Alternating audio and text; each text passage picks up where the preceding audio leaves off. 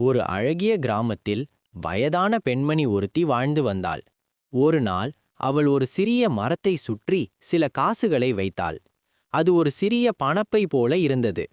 இது என் எதிர்காலம் என்று அவள் தனக்குத்தானே சொல்லிக் கொண்டாள். அந்த சுற்றை அவள் தினமும் தண்ணீர் ஊற்றி உரமிட்டு பாதுகாத்து வளர்த்தாள். காலம் செல்லச் செல்ல அந்த சுற்று ஒரு சிறிய கன்றாக வளர்ந்தது. அது ஒரு மரக்கன்று போல தோன்றியது. லக்ஷ்மி அதை பார்த்து மகிழ்ந்தாள். நீ என் கனவு மரம் என்று அழைத்தாள். கிராமத்தை ஒரு பெரிய புயல் தாக்கியது. மலைப்பகுதியிலிருந்து வந்த அந்த புயல் காற்றும் மழையும் கொண்டு வந்தது. மரங்கள் சரிந்தன, வீடுகள் சேதமடைந்தன. லட்சுமியின் கன்றும் அந்த புயலில் போராடியது. அது தன் வேர்களால் பிடித்துக்கொள்ள முயன்றது. ஆனால் புயலின் வலிமை அதிகமாக இருந்தது. மரம் முறிந்து கீழே விழுந்தது. மரம் போல இருந்த அது இப்போது உடைந்து கிடந்தது. கன்றுக்குட்டி, அவள் கண்கள் கலங்கின. என் முயற்சி வீணானதா என்று அழுதாள். ஆனால் லட்சுமி தோல்வியில் துவண்டவள் அல்ல. அவள் அழுது கொண்டிருந்தபோது தன் மனதில் ஒரு எண்ணம் தோன்றியது. போதும், கவலை வேண்டாம், வாழ்க்கை என்பது மீண்டும் தொடங்குவதே என்று தனக்குத்தானே சொல்லிக் கொண்டாள். அவள் மீண்டும் ஒரு சிறிய செடியை விதைத்தாள்.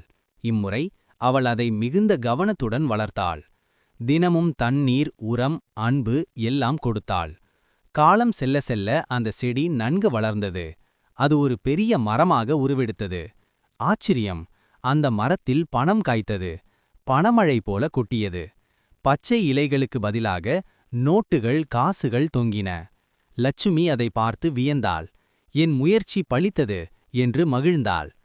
அந்த பணத்தை அவள் மூட்டைகளாக கட்டினாள். கிராமத்தில் ஏழைகளுக்கு உதவினாள். ஆனால் திடீரென அவள் உறக்கத்திலிருந்து கண்விழித்தாள். அவள் படுக்கையில் இருந்தாள். சுற்றிலும் அவளது சிறிய வீடு. பணமழையா? மரமா? எல்லாம் கனவு. அவள் சிரித்தாள். என்ன இது, கனவா என்று மீண்டும் சிரித்தாள். பணம் காய்க்கும் மரம் கனவில்தான் கிடைக்கும். நிஜத்தில் முயற்சி செய்தால் மட்டுமே பயன் கிடைக்கும் என்று தனக்குத்தானே சொல்லிக் கொண்டாள். அவள் எழுந்து தன் வேலையை தொடங்கினாள். முயற்சியின் பாதையில் நடக்க ஆரம்பித்தாள்.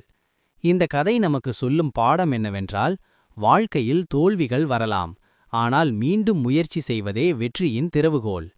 லட்சுமியைப் போல நாமும் கனவுகளை நிஜமாக்க முயல வேண்டும். பணம் காய்க்கும் மரம் போன்ற அற்புதங்கள் கனவில் மட்டுமே. ஆனால் உழைப்பால், சேமிப்பால், உதவும் மனதால் நாம் செழிப்பை அடையலாம்.